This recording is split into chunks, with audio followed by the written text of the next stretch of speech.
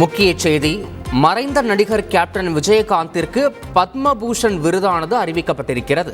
மேலும் இது தொடர்பான கூடுதல் விவரங்களோடு இணைகிறார் எமது செய்தியாளர் ராஜா. ராஜா, வணக்கம்.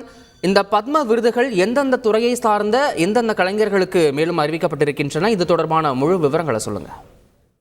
வணக்கம். மத்திய அரசு சற்று நேரத்திற்கு முன்பு 2024 ஆண்டுக்கான பத்ம விருது பட்டியலை மொத்தமாக வெளியிட்டிருக்கிறார்கள். மற்றும் 132 விருதுகள் அறிவிக்கப்பட்டிருக்கிறது. இதில் 5 பத்ம விபூஷன், 17 பத்ம பூஷன் மற்றும் 110 பத்மஸ்ரீ விருதுகள் அறிவிக்கப்பட்டிருக்கிறது. இந்த முறை 30 பெண்களுக்கு விருது கிடைக்கிறது. பத்ம விபூஷன் 5 பேருக்கு. அதில் வைஜெயந்தி மாலா நடிகை, தமிழ்நாட்டை சேர்ந்தவர்.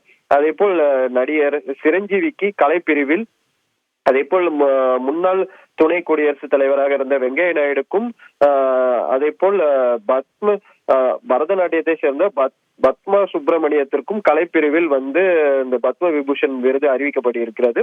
அதே போல் பத்ம பூஷன் 17 பேருக்கு அறிவிக்கப்பட்டிருக்கிறது. அதில் முக்கியமாக நடிகரும் மற்றும் அரசியல் கட்சி தலைவருமாக இருந்த கேப்டன் விஜயகாந்த் அவர்களுக்கு, இந்த மறைந்த கேப்டன் விஜயகாந்த் அவர்களுக்கு இந்த பத்ம பூஷன் விருது மத்திய அரசால் அறிவிக்கப்பட்டிருக்கிறது.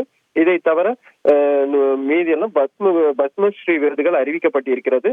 அது ஜோசன் சின்னப்பா விளையாட்டு துறை சம்பந்தமாக தமிழ்நாட்டை சேர்ந்த அவருக்கு விருது அறிவிக்கப்பட்டிருக்கிறது.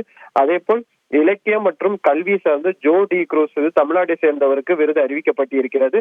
மேலும் மருத்துவ பிரிவில் ஜி நாச்சியார் அவர்களுக்கு, தமிழ்நாட்டை சேர்ந்தவர்களுக்கும் விருது அறிவிக்கப்பட்டிருக்கிறது.